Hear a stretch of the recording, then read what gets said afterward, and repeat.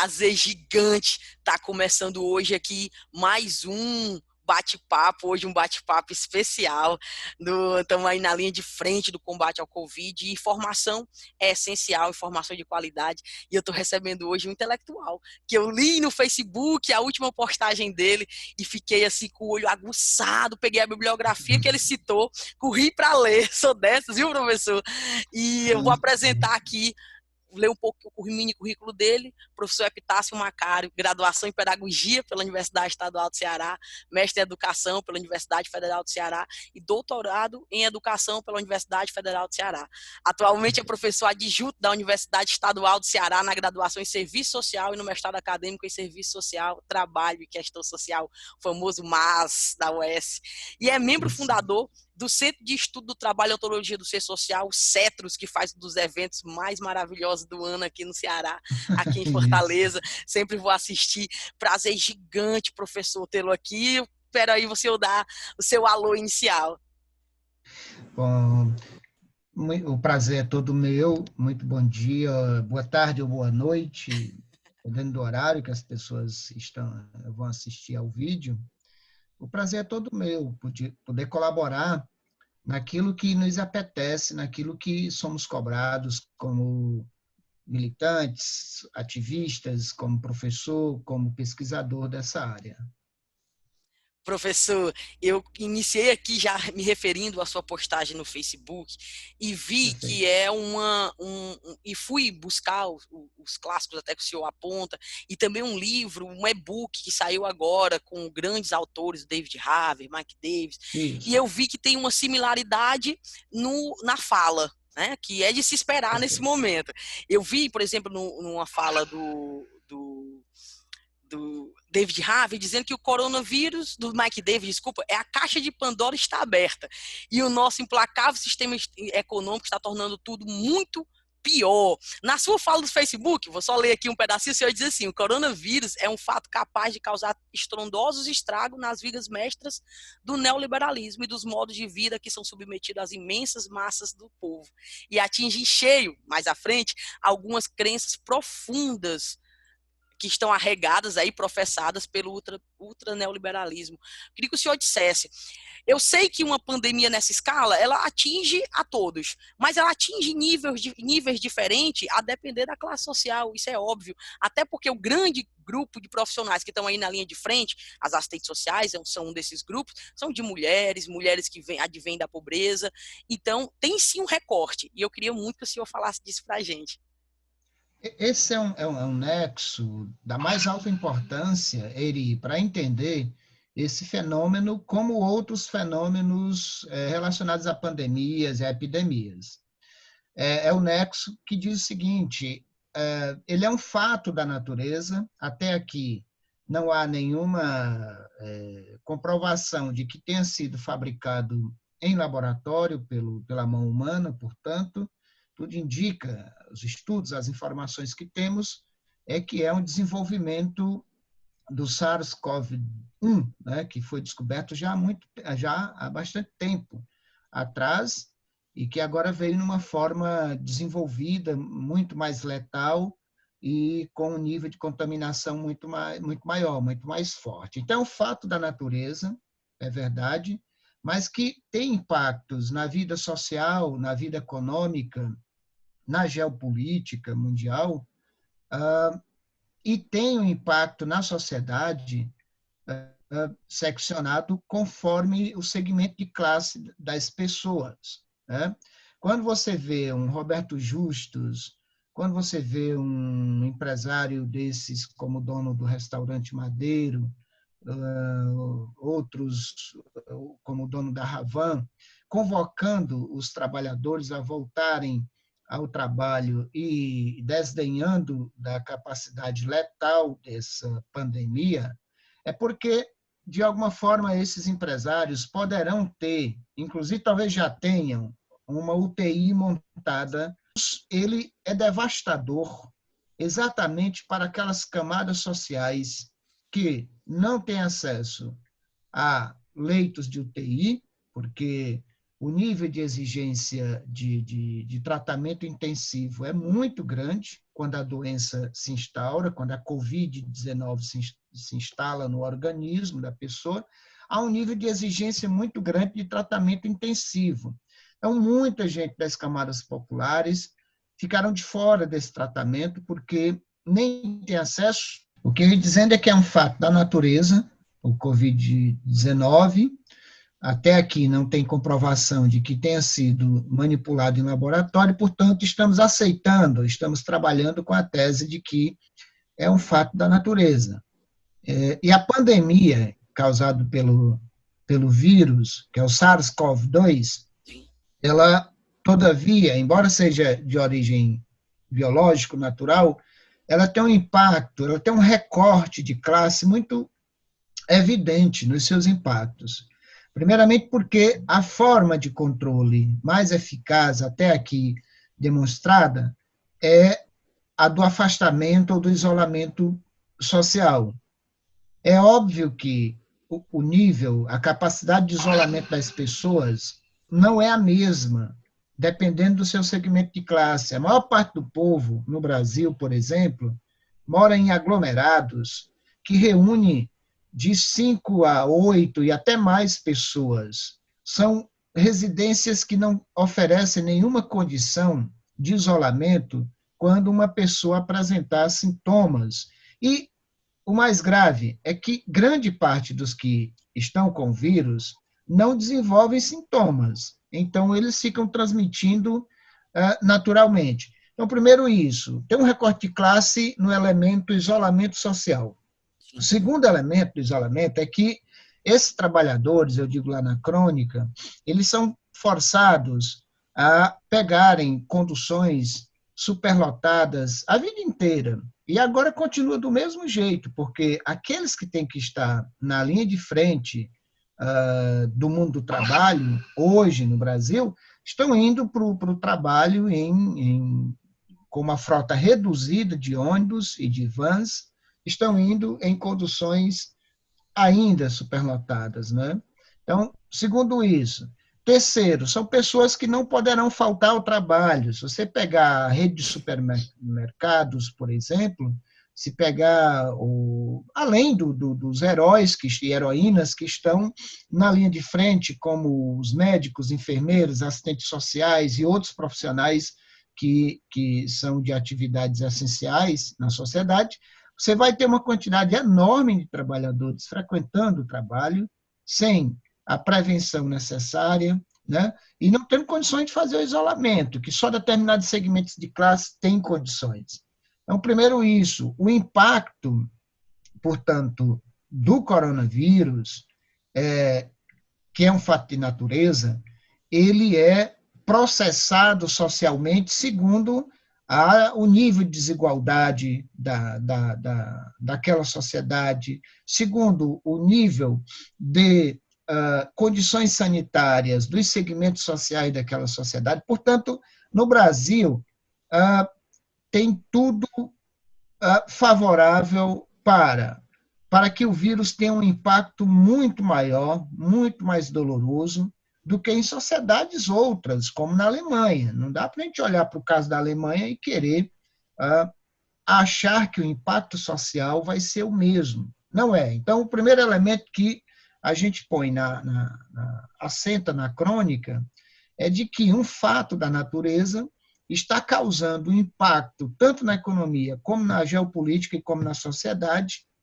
de forma diferenciada, segmentada. Então, professor, para deixar bem claro aqui para todo mundo que está nos assistindo, a gente tem muito estudante, tem estudante de graduação. Então, a primeira coisa para deixar bem claro. Então, é um mito que a pandemia atinge a todo mundo por igual. A pandemia vai atingir pessoas de forma diferente, porque estão mais adensadas, porque são pessoas que nunca tiveram acesso sequer ao rol de direitos básicos, dos direitos sociais que o Estado deveria ofertar, nunca tiveram esse acesso. Nessa hora de pandemia, isso vai eclodir ainda mais. É isso que... É um mito, mas é baseado nunca nenhuma falsidade, ela é completamente falsa, né? Ela tem um elemento de realidade. O elemento de realidade é que ele, de fato, é um vírus democrático nesse sentido. Ele não escolhe qual é Biologicamente, né? não escolhe a É ideologia, verdade. não escolhe a tintura né, religiosa da pessoa e não escolhe também a cor da pele, não escolhe o segmento de classe a qual a pessoa pertence. A priori, isso. O que estamos falando aqui é dos impactos, do Sim, nível de impacto nas camadas sociais. Ele é absoluto, está sendo e será absolutamente diferenciado. sim, Tá? Para perfeito. aquelas camadas sociais que já historicamente não gozam, já são, já têm os direitos essenciais negados, como de saúde, de é, condições sanitárias, de habitação, não é, de educação, essas pessoas serão é, muito mais atingidas, muito mais fortemente atingidas do que outras que, inclusive, estão professando e comandando a ideia, um processo de retorno em massa do povo para a rua. Observem que essas pessoas fizeram, inclusive, algumas carreatas com seus carros com portas fechadas, com vidros fechados. Talvez vá ocorrer o seguinte: quem atender essas pessoas, a grande massa, se atender, voltem às ruas e aos locais de trabalho, essas pessoas se recolham. Porque essas pessoas que estavam na passeata, é muito interessante ver esse corte de renda, de classe, eles, eles têm condição de se isolar. Né? Mas aqueles que eles estão sugerindo que voltem ao trabalho, é que não tem condição de se isolar. E ele tem um elemento importante aí da economia política, que esse apelo das elites, de ricos, de empresários, para que o povo volte a trabalhar, revela um elemento importante, que é, eles estão pela primeira vez admitindo que quem cria a riqueza deles, quem garante a vida da empresa deles, quem produz a riqueza dessa nação é o povo trabalhador. Então, devemos tirar também essa lição exatamente da reação ideológica dos empresários. Professor, o senhor fala uma coisa fundamental, e eu venho observando, assim, a mídia e todo o aparato aí robótico do governante que nós temos, fazendo toda uma campanha, inclusive querendo gastar dinheiro da comunicação do governo federal para colocar as pessoas na rua. E a gente está vendo mil estratégias para isso, né? Ele fez ontem uma caminhada pelo centro de Brasília, fazendo uma coisa que contrária a tudo que a Organização Mundial de Saúde prega, fazendo uma situação vexatória, levando o Brasil a ser taxado no mundo inteiro como um país desgovernado. Mas, enfim, esse discurso vai levando até as camadas populares e fazendo com que algumas pessoas, até mesmo comecem a avaliar. Eu fico triste, eu digo assim, eu não gosto de grupo de WhatsApp, mas eu entrei até no da minha cidade para me ver como é que estava acontecendo esse impacto, né? Dessa linguagem que eles ficam repetindo e levando as pessoas a crerem. Ao invés do Estado distribuir suas riquezas com a população nesse momento, para a população ficar em casa, está querendo que a população vá trabalhar. O senhor já desvendou isso para a gente, que isso é uma estratégia covarde e cruel. Eu digo, como é que a gente faz para acessar essas pessoas? Como é que cada um de nós estamos aqui assistindo, conseguimos dizer, olha, eles estão querendo é matar você enquanto protegem a família dele, né? Eu imagino que a idosa, eu conversei essa semana com o Simões, aqui ele disse, ó, tenho certeza que a mãe do Bolsonaro, de 94 anos, não vai ter o coronavírus, porque ele tem como colocar a mãe dele num apartamento, com funcionários, com tudo muito higienizado. Quem vai morrer é quem está trabalhando na ponta.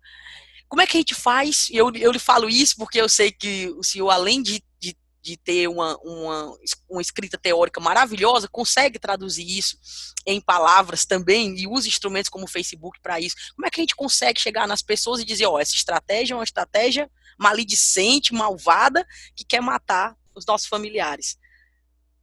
Você diz muito bem, ela tem essa estratégia tanto do governo Bolsonaro, como dos seus seguidores, e de parte do empresariado, ela tem um traço muito covarde, muito cruel, que é baseado, esse traço ele é baseado, Eri, no darwinismo social. Ainda ontem eu li excelente reflexão feita pelo ex-reitor da UFRJ, o professor Roberto Lerrer, aonde ele reflete, como biólogo de formação também, e como intelectual, reflete exatamente sobre essa questão do darwinismo social, como ele é reconstruído e ele é expresso da forma mais crua através dessa conduta do Bolsonaro, por exemplo, do Jair Bolsonaro, e a campanha que ele tentou implementar, e ainda bem que a justiça barrou a campanha, até porque utilizava de recursos públicos, né? Milhões. E, de fato, é uma conduta e uma linha ideológica que está baseado no darwinismo social. O darwinismo social é mais ou menos o seguinte, em poucas palavras, se copia, se traduz aquela doutrina do Charles Darwin, do campo da biologia, para o campo da vida social.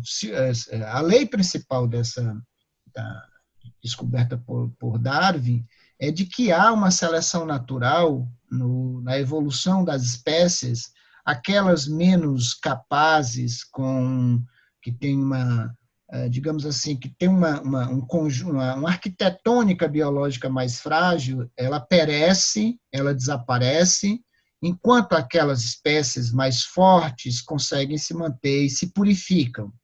Olha, o nazismo foi baseado nisso também. Os nazifascismos que conhecemos do século XX, que faz parte da evolução do liberalismo, não é nada estranho ao liberalismo. O nazifascismo é parte da evolução do liberalismo no Ocidente. Eles se basearam largamente nessa perspectiva darwinista social, que crê que também na sociedade os mais aptos, os mais fortes devem sobreviver, não deve ter proteção aos mais vulneráveis, aos mais frágeis, porque esta luta, este combate que se trava na biologia pela essa competição com o meio ambiente, purifica e fortalece e favorece aos mais fortes, também no mercado deve ser assim, segundo o darwinismo social.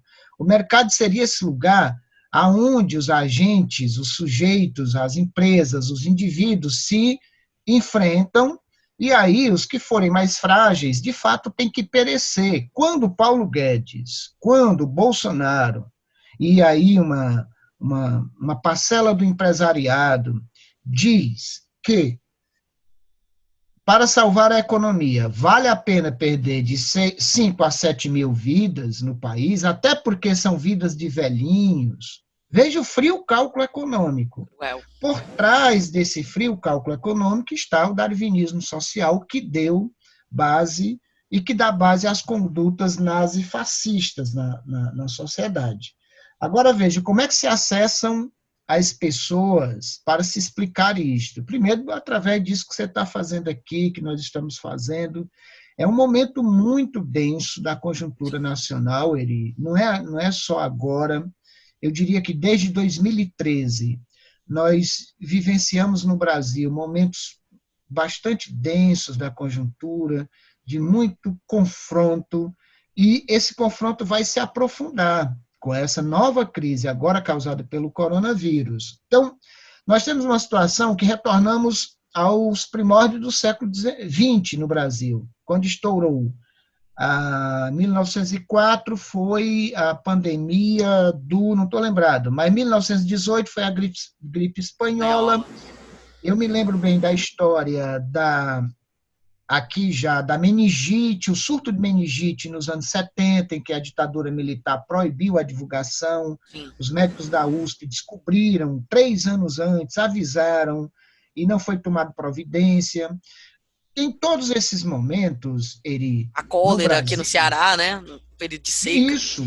Isso. Houve um combate ideológico muito forte entre aqueles que defendiam a ciência, o que já era comprovado cientificamente, e aqueles que, seguindo uma linha do irracionalismo e uma linha do darwinismo social, veja bem, o darwinismo social não é irracionalista, ele é um frio cálculo E, portanto, é um frio cálculo que torna plausível a morte de pessoas, para que a economia, por exemplo, sobreviva. Então, esse combate, ele se reproduz agora, numa escala menor. Se você se lembra bem, o Oswaldo Cruz teve que travar uma luta muito grande na sociedade, foi em 1904 isso, né? Sim. Ou foi na gripe espanhola, não tenho bem os dados na mente, em que você tinha uma campanha contra a vacinação, para você ter uma ideia. A vacina já existia naquela época, a vacina inglesa, descoberta pelos ingleses. E o Oswaldo Cruz teve que travar uma campanha, uma batalha violenta no país para que fosse criada a obrigatoriedade da vacinação, porque boa parte da sociedade não aceitava contra aquelas pandemias. Então, isso se reproduz hoje, mas hoje se reproduz com uma maldade maior, porque essa campanha irracionalista e baseada no darwinismo social, que parte do empresariado, Bolsonaro e parte dos bolsonaristas estão tocando, ela hoje lança mão de um equipamento social, de um equipamento comunicacional, de uma capacidade de produzir mentiras, Sim. fake news, fatos, produzir fatos e fazer as pessoas acreditarem. Se une a isso, como no início do século XX, se une a isso, a essa campanha baseada no irracionalismo e no darwinismo social e no frio cálculo econômico, esses caras sabem o que estão dizendo, tá? Mas se une a isso esse avanço conservador de algumas religiões. Pasme, mas tem uma base religiosa nesta massa desse povo que está seguindo esta coisa, esta mensagem totalmente irracional, totalmente contracientífica, totalmente anticientífica e totalmente baseada na ideia de que podemos sim ter muitos mortos e isso não importará. Quer dizer, nós temos hoje uma quantidade de meios de comunicação e uma capacidade de fabricar mentiras e de fabricar contrafatos que é impressionante. Então, nisso diverge, nisso tem uma diferença fundamental para o início do século XX. Portanto, o desafio para você, para mim, para nós que lidamos fundamentalmente com o campo da racionalidade, com o campo científico, e fundamentalmente para os ativistas sociais, o nosso desafio é muito maior, porque nós temos que, de fato, convencer desde integrantes da família até a grande multidão. Para nossa sorte, não é a grande multidão que está seguindo Bolsonaro. Quer dizer, Bolsonaro está sendo rechaçado por mais de 70% da população nesse aspecto, quando ele sugere que não tem problema morrer de 5 mil a 7 mil pessoas, e como ele sugere o enfrentamento da pandemia sem fazer nada, porque a proposta de Bolsonaro era não vamos fazer nada. Cada um por si e Deus por Cada um todos. por si, pois é. E essa era a proposta dele, essa é a proposta dele. Essa é a proposta. Essa é a proposta. A população não está apoiando. Quase 70% da população não acha que isso está correto. Professor, o senhor falou um fator aí fundamental, que é o das religiões, né? E muitas delas, principalmente assim, algumas correntes evangélicas, vendem a cura. Diz, toma esse copinho que você se cura. E com o coronavírus, deixou eles numa situação que muitos, infelizmente, eu vi um vídeo do Quebra do Tabu e que fiquei assustada, que muitos pastores ficam dizendo, olha, aqui na igreja você não pega coronavírus, aqui a gente está fazendo uma prece e você não vai pegar o coronavírus. Isso me preocupa bastante a ponto que fortalece a sua argumentação aí, que é um pilar, querendo ou não, esses pastores que estão fazendo isso, não são todos, mas esses pastores que estão fazendo isso, é um pilar de sustentação daquele pensamento do Bolsonaro. E com essas pessoas, né, que estão aí nas igrejas e ouvindo esses pastores, e ainda voltando para o mesmo ponto, o nosso ponto de interseção com essas pessoas, principalmente, eu digo, a gente é pelo afeto, é a racionalidade contra as trevas. É isso que eu consigo enxergar, né? Assim, uma coisa meio medieval, entre a razão e a fé sem nenhuma racionalidade. Como é que o senhor aí está vendo isso? É um grande desafio, Eri, para nós que somos educadores, e fundamentalmente para quem é ativista, a gente sofre desse dilema que você está colocando muito fortemente, né? Já faz algum tempo, que a gente vê uma tendência do irracionalismo de várias matrizes crescer, e um deles é o irracionalismo religioso. Eu penso que uma das formas que o bom senso, inclusive de pessoas religiosas, muito religiosas, encontrou foi o seguinte: há um bom senso, né, em que as pessoas unem a dimensão da ciência com a dimensão da sua religiosidade, de modo tal que elas se complementam, né? Quando você coloca essas duas dimensões, elas de fato são dimensões que não, do ponto de vista epistemológico, elas não se coadunam. Uma parte do dogma, da fé, das revelações, e outra parte da investigação, do questionamento e da comprovação e do controle, né? Ciência e dogma religioso não são, de princípio, já não combinam, é verdade. Todavia, a religião cumpre um papel fundamental na estrutura da vida das pessoas, que alguém já disse no século XIX, né, fazendo uma crítica à religião na Alemanha, o Marx dizia: a religião é o espírito de um mundo que negou esse espírito. Ela é a alma de um mundo sem alma, né? Ela é a tentativa desesperada, ela é a projeção desesperada para outra esfera, da felicidade e da plenitude que todos nós almejamos e queremos, na medida em que o mundo nos nega essa liberdade, essa plenitude. Então, a religião cumpre um papel estruturante nas sociedades e na estrutura psíquica e subjetiva, que é a de fornecer essa transcendência, a capacidade do sujeito vislumbrar a plenitude, a pureza, o bem absoluto. Quer dizer, a religião oferece, ainda que de forma fantástica, oferece ela preenche essa lacuna da vida das pessoas. Ainda mais porque, do ponto de vista individual, como pessoa, nós somos colocados diante de dois grandes princípios: o princípio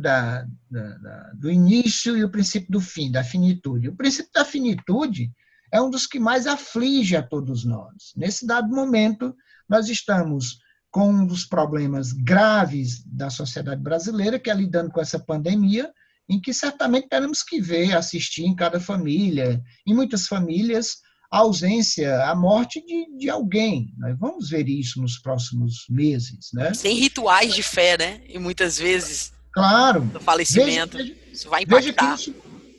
Veja que a religião preenche esses momentos, ela dá um conforto, ela dá uma compreensão, mesmo que partindo de uma realidade que podemos dizer fantástica, mas ela dá esse conforto, ela preenche essa dimensão da transcendência que na sociedade capitalista se torna cada vez mais impossível, a transcendência.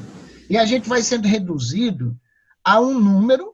É isso que Paulo Guedes está fazendo, hein? Há um número, é isso que Paulo Guedes e Bolsonaro estão fazendo, reduzindo as pessoas a um fator econômico. Bom, numa situação dessa, em que autoridades intelectuais verbalizam, expressam essa crueza da vida no capitalismo de forma tão cristalina, a religião ganha um impulso muito grande, porque você precisa ter outro espaço que lhe permita transgredir essa crueldade, essa derrelição que é o mundo do capital, que é o mundo do trabalho explorado, do cansaço cotidiano, do estresse. E a religião cai como uma luva. Então, Acho que as religiões têm um papel a cumprir. Eu não sou dos que dizem simplesmente que é uma grande ópio de enganação do povo. Marx não disse só isso, ele disse muitas outras coisas. A religião é a alma de um mundo sem alma. Então, enquanto perdurar esse mundo sem alma, que é o que o Bolsonaro e o Paulo Guedes estão professando, o dono do Madeiro, o dono da Havan, que abertamente estão fazendo a campanha dizendo que não tem problema que morram de 5 a 7 mil pessoas, enquanto perdurar isso, essa realidade, que essas pessoas expressem isso tão cristalinamente, de forma tão cínica, é óbvio que a massa do povo vai buscar conforto em outras dimensões. Então, a religião ganha uma dimensão muito forte aí. O bom senso religioso é aquele que reúne a ciência, o que está dizendo a ciência e o que está dizendo a religião. Como é que eu encontro? Eu encontro no meu condomínio mesmo, pessoas que estão no condomínio aqui de uma amiga minha ontem à noite. Eles estão rezando o terço, por exemplo, toda noite, de apartamento para apartamento. Não se juntam, mas rezam o terço. E estão em casa. Eles acreditam no que a ciência está dizendo, eles sabem que a ciência está correta, Sim. Eles sabem que precisam se preservar e lançam mão de um indutor de energia subjetiva, que é a oração, que é aquele momento de encontro com Deus. Então, eu estou chamando isso de bom senso religioso. E queria fazer um apelo, aproveitar que estamos aqui no vídeo, fazer um apelo aos religiosos, que não atendam a padres, a pastores, a qualquer liderança, a qualquer autoridade eclesial, autoridade da sua igreja, que lhe convoque a estar nas multidões. Nesse momento, a ciência está dizendo, está comprovado, pelo caso da Itália, da China, dos Estados Unidos, estamos tendo mortes, porque estamos juntos. Vamos nos separar. Professor, o senhor falou aí sobre fé, religião, e foi um alento para mim, inclusive, porque eu tive um adoecimento muito grave no final do ano passado, tive que tirar um rim, e me aproximei muito da fé, não da religião, mas da fé. E eu fico pensando, eu digo, mas eu sou tão racional, e a fé, olhe, eu vou pedir, inclusive, que esse pedaço da entrevista a gente coloque no nosso Instagram, porque, para mim, o senhor falando e eu me emocionando aqui, acho que esse é o ponto, a gente tem que, sim, as pessoas se fortalecerem em suas fés, cada uma a fé que apregoe, mas sim manter a razão, manter o bom senso, e é isso, adorei mesmo, viu? Só para já entrar nos últimos assuntos, que eu não vou tomar seu tempo todo, falar só de saúde pública. A gente sabe que os direitos têm virado mercadorias, a mercantilização de cada um deles, a previdência mercantilizada, todos os direitos, né? A educação mercantilizada, a saúde mercantilizada, os planos de saúde, mas está vendo também que só a saúde pública é capaz de agir diante de epidemias. Epidemias como essa disseram para o mundo, os Estados Unidos aí, o senhor citou agora, está vendo que a ausência de um sistema estruturado de saúde pública vai causar uma série de efeitos lá que em nenhum outro lugar do mundo talvez seja capaz de causar, como vai ser a mortandade americana. Você acha que disso, a população, as autoridades começam a ter uma noção de que há direitos, e aí eu sei que já imagino a resposta aqui, mas que há direitos que são indissociáveis do mercado ou não? Ou essa mensagem nós vamos ter que balançar para poder deixar ela clara? Veja, Eri, esse é um dos pontos da crônica que você leu e que provavelmente, pelo que você me disse, motivou o convite, né? Essa crônica está saindo na revista Espaço Acadêmico, acho que essa semana ou na próxima, aí eu mando para você. Obrigada. Pode divulgar mais amplamente. Mas um dos pontos que a gente assegura lá é exatamente este, que um dado da natureza, ele provoca estragos impressionantes nas vigas mestras e nas crenças do neoliberalismo. E o principal estrago que ele causa é demonstrar com clara evidência que, no campo da saúde, somente uma saúde pública, como direito universal, como assegura o SUS no seu projeto, é capaz minimamente de dar uma resposta a esses momentos de pandemia e a esta em especial. Veja bem, Você tem o país mais rico do mundo, os Estados Unidos, e tem outros países muito aquém dos Estados Unidos em termos de potencial econômico. Por que agora o epicentro da crise pandêmica é os Estados Unidos? Exatamente porque os Estados Unidos destruiu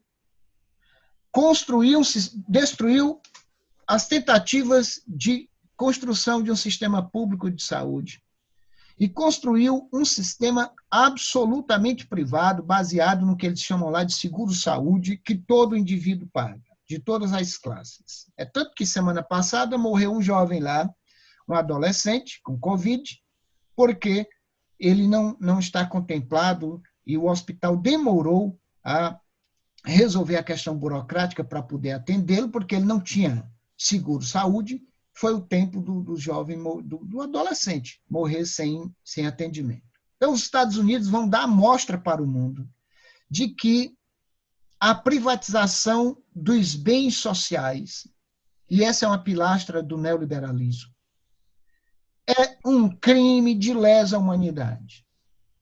É um crime de lesa humanidade nós termos a segurança alimentar de uma cidade, de uma nação, dependendo de meia dúzia de corporações. É um crime o que o capitalismo fez no século XX e continua no século XXI. É um crime que tenhamos a segurança pública hoje já quase que completamente direcionada, orientada pelos princípios da corporação privada. É um crime. É um crime que tenhamos funções vitais como a da educação, a da moradia, a da cultura, confiadas às corporações, à iniciativa privada. Esse crime que o capitalismo produziu em esfera monstruosa a nível mundial, principalmente com o advento do neoliberalismo dos anos 80 para cá, ele cobra hoje, ele hoje é colocado em xeque por um vírus. O Covid, a Covid-19, está provando que é impossível dar conta, enfrentar minimamente a pandemia, se não através de um sistema público de saúde e se não através de formas de vida, Eri. E aqui é uma crítica mais funda, de formas de vida às quais nós não estamos acostumados e que foram dissolvidas à custa de pólvora e chumbo pelo capital no século XX. Quais são as formas de vida? São aquelas formas de vida associada, em que as pessoas tentam estabelecer na organização coletiva o controle social e a propriedade social dos víveres, dos bens necessários a viver, a propriedade social e o controle social. O que o liberalismo do século XX fez? E o neoliberalismo por excelência? Elegeu estas formas de vida como inimigas, perseguiu uma a uma, desmantelou, e agora no Brasil, com a eleição de Jair Messias Bolsonaro, acho que é preciso dizer o nome da fera, nós temos o assodamento disso. Uma das perspectivas que sustentam essa conjuntura atual e esse bloco no poder é um profundo processo de criminalização exatamente das experiências de vida das organizações coletivas do povo trabalhador. E era aí onde residiria alguma esperança. Era na organização do povo trabalhador. Era nas formas de vida coletiva, em que de ajuda mútua. Era nas formas de organização em que o povo tem algum acesso ao controle social ou persegue este desígnio, este sonho, esta utopia, essa diretriz, que é a sociedade intervindo na política e controlando o metabolismo social, pelo menos nas suas funções vitais. E aqui estamos citando claramente abastecimento de água e energia, de gás, saúde, educação, cultura, segurança, são bens públicos, são bens sociais. Quando você retira esses bens da sua natureza social e transforma isso em mercadoria, que é o que o liberalismo fez e o neoliberalismo aprofundou, você cria uma situação em que as corporações capitalistas passam a ser donas e a mandar e a controlar as funções vitais da sociedade. Isso é muito perigoso. Problema é que, no dado momento, nesse dado momento, nós só temos uma instância para a qual nos dirigir. É o Estado. O Estado é responsável, sim. O Estado é a instância eleita, com legitimidade, com manejo da lei e manejo da força. A sociedade liberal deu essa função ao Estado. Então, é a única instância, Eri, eu quero reforçar isso. O Estado é a única instância à qual podemos nos dirigir nesse momento. Não dá para jogar para as organizações do povo o manejo de coisa tão fundamental, tão estrondosa que é lidar com essa pandemia. Então, nós temos que nos dirigir ao Estado. É o Estado que tem que ter responsabilidade de assumir o controle, o estudo, descobrir remédio, descobrir vacina, criar condições públicas para as pessoas afetadas serem tratadas, criar condições sociais para evitar o alastramento de doenças psíquicas que surgirão daí. Sem dúvida, já estão pipocando o mundo afora o adoecimento psíquico por conta dessa pandemia. Então, não temos outra instância. Nesse dado momento, nós temos que exigir do Estado. Então, quando o governo Bolsonaro libera 1,2 trilhões de reais na primeira semana de Covid, quando as bolsas caem, o governo libera 1,2 trilhões para comprar títulos podres dos bancos, das bolsas de valores e garantir a irrigação do sistema financeiro nacional, transferindo dinheiro imediatamente para os bancos, 1,2 trilhões. Ao mesmo tempo, ele pega e transfere e promete, elabora um plano que ainda não saiu do papel, que ainda não foi aprovado no Senado, para uma renda básica para microempresário individual, autônomos, desempregados, que vai de 600 a 1.200 reais. Quando a gente faz os cálculos, isso dá, se durar por 3 meses, digamos, nós vamos gastar cerca de 160 bilhões de reais nisso, pois só para os bancos ele transferiu 1,2 trilhões na primeira semana de queda da Bolsa de Valores. Então, o que nós temos é um Estado absolutamente garroteado, apropriado pelas corporações, principalmente pelo capital financeiro. Então, veja, ao mesmo tempo que é contraditório eu dizer aqui que temos que nos dirigir ao Estado, porque alguém há de assistir ao vídeo e dizer, mas, professor, o Estado está nas mãos das corporações. E pegar os dados do Brasil, dessa crise, e dizer, esses dados que eu estou dando. O Bolsonaro já transferiu, e Paulo Guedes, mais de 1 trilhão para os bancos. É verdade. Isso é verdade. Mas nós temos que disputar aí. É o Estado que tem que dar essa garantia social para a grande massa do povo. Eu acho muito tímida, é muito ruim, é muito pouco e não é universalista. Ele tem que fazer aquilo que o capital fez agora nos anos 2008. 2008 teve uma crise estrondosa, que estourou no coração do sistema financeiro internacional. O que o Estado fez? O Estado comprou o tempo. Tem um livro com esse nome, O Tempo Comprado, analisando como os Estados Unidos, a Europa, atuaram imediatamente naquela crise, comprando o tempo, quer dizer, adiando essa crise para frente, transferindo recursos do fundo público, da nação, das nações, para as corporações. É isso que Bolsonaro e Paulo Guedes fizeram agora com o sistema financeiro brasileiro. 1,2 trilhão. Né? Então, esqueceram do povo, nós estamos exigindo a mesma medida. Exato. Que compre o tempo. que garanta que nos próximos 6 meses o povo trabalhador fique em casa, e Perfeito. fique em casa com seus rendimentos, que não haja corte de salário da iniciativa privada, que não haja corte de salário dos trabalhadores do serviço público, e que aqueles que vivem da informalidade e o microempresário individual, da prestação de serviço que estão parados, que o governo compre esse tempo. É necessário isso. Essa medida é urgente e necessária. Só tem o Estado para fazer isso. Não tem outra instituição. Por isso que eu digo na crônica que a Covid-19, de fato, ela racha, ela dá um soco na viga mestra, uma das vigas mestras que sustentam o neoliberalismo.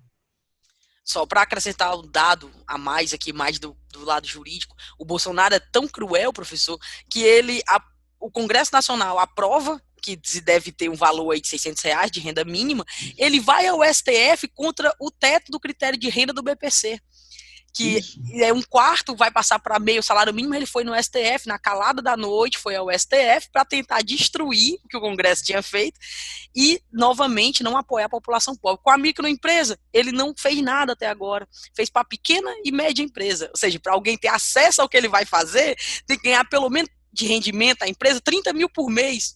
A grande maioria não tem esse rendimento, né? Então não vai poder nem acessar as medidas que ele diz ele que faz para as camadas mais pobres, e que é uma mentira. Não está fazendo é nada mesmo, a verdade é essa. Como o professor diz, não tem lei. Se não tem a lei feita, é só balela, só fala para ganhar like na televisão. Até aqui é só fala. Professor, lhe agradecendo profundamente, eu lhe pedi ontem no WhatsApp, professor, leve um pedaço de um dos seus escritos poéticos para a gente encerrar o vídeo com ele, e eu digo isso porque acho que foi no Carnaval ou foi no Réveillon também, li uma poesia sua na parede, escrita, você diz, não, é uma crônica, não é uma poesia. Eu entendo, um escrito poético, que eu não vou recordar ao certo se foi no Carnaval, se foi no Réveillon, mas no Facebook também, eu lhe sigo. E vi uma que estava desenhada na parede, que também me tocou muito profundamente. Então, para terminar, eu deixo o senhor aqui com espaço para fazer uma leitura de uma das suas croniquetas, como o senhor chama lá no Facebook, para todos nós aqui que queremos nos encher de esperança. Ok. Eu concluo dizendo, Eri, primeiro, muito obrigado por você me convidar para bater esse papo. É bom para encher o tempo também, né? Que nesse confinamento a gente tem feito muito isso. Mas concluir dizendo, é um fato da natureza que só tem resolução na luta de classes. É a classe, é o povo trabalhador que tem que apresentar a resolução. Os capitalistas, e fundamentalmente no Brasil o governo Bolsonaro, já está com o desenho, Eri, feito. Virá mais capitalismo, mais neoliberalismo. Eles não apontam noutra direção. Quem tem a função de mudar essa direção somos nós. É o povo que precisa das políticas públicas, é o povo trabalhador que tem que se insurgir contra a superexploração que vai se aprofundar agora com essa pandemia e pós-pandemia. Eu vou cumprir seu pedido retomando uma crônica que fiz há algum tempo atrás, uma crônica de esperança. Ela se chama Como um Girassol. A crônica diz o seguinte: ontem contemplei a humanidade. Era sábado. Acordei com os galos e saí para caminhar. Ainda na calçada, pegando o ritmo, acompanhei 3 velhinhas. As de sempre, emparelhadas, segredando. Não que não quisesse ultrapassá-las. Diminuí o passo por dever de respeito. Elas esperançavam uma cidade com amplas calçadas e pracinhas arborizadas, com jardins que podiam regar no arrebol. À boca da noite, diziam elas em cochicho, sentar-se-iam para conversar e assistir às cirandas de crianças na rua. À frente, a fábrica de fogões que agora é a igreja, a vila dos ex-operários e o muro cinzento protegendo da gente pobre porção de terra baldia. No reboco rústico, a inscrição em tom laranja dizia: nada é impossível de mudar. E embaixo tinha uma bem talhada figura de girassol. Dobrei à esquerda e segui rumo ao mar. Na rua, mulheres dirigiam-se à feira com fardos de confecção, quando não puxando carros feitos de carcaças de geladeiras, cheinhos de panelas de caldo de peixe. Em largos sorrisos, sublimavam lembranças da noite tenebrosa de corre-corre de estampidos e do surdo tombar no beco. Mas lá estavam, cedo, na manhã, em marcha. Pareciam intuir seu papel de portadoras do futuro num presente de guerra. A mais jovem, disfarçando a pouca idade em ancas e molejos, cantava uma canção que dizia: do coração do homem que faz a guerra nascerá uma flor amarela. E as demais, as outras, as companheiras, respondiam em uníssono, como um girassol amarelo. Dobraram a esquina 3 homens, um jovem e 2 de meia idade, em odores e vestes do velho costume. Com seus corações de tinta e a mesma convicção das botinas contra o calçamento, desenhavam o futuro em vivaz discussão. E eu os ouvi. Os carros dariam lugar a trens e bicicletas. As casas e alimentos chegariam a todos. No lugar das leis, prevaleceria a justiça. E a canção, agora ouvida em tenro som de rádio pelas frestas de uma janela, exclamava: já que para ser homem tem que ter a grandeza de um menino. O amanhecer anunciava-se com o aroma de café de densidade quase tangível na viela que vai para a praia. Na linha do mar, o astro-rei apontava, irradiando esperança em tom laranja, como um girassol. Muito obrigado. Essa é a crônica. Ai, professor, muito obrigado. Só para dizer aí, pessoal, professor, me manda aí essa crônica, eu quero colocar aqui na postagem. E a música, eu procurei aqui, Girassol Amarelo, do Cidade Negra. Cidade Negra, né? Linda música, linda crônica. Muito obrigado, viu, professor? Um abraço Eu que imenso. agradeço. Muito obrigado. Até mais. Obrigado e até mais.